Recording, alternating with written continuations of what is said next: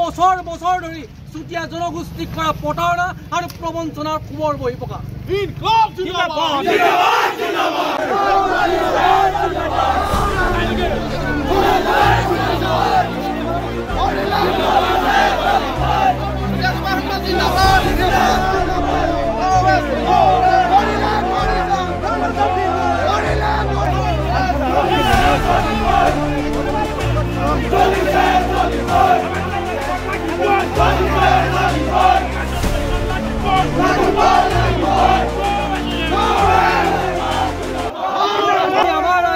সচেতন কৰি আমাৰ জনগোষ্ঠীয় প্ৰাপ্য আদায় কৰিবৰ কাৰণে আমি তীব্ৰতৰ আন্দোলন গঢ়ি তুলিম আমি 50-60,000 ভোট দি কাৰোবাক জিকাব নোৱাৰিব পাৰোঁ কিন্তু 10-15,000 ভোট কাটি অন্ততঃ চুতীয়া জনগোষ্ঠী কৰা প্ৰতাৰণা আৰু প্ৰবঞ্চনাৰ আমি উচিত প্ৰত্যুত্তৰ দিবৰ কাৰণে ইতিমধ্যে আমি টঙালি বান্ধিছোঁ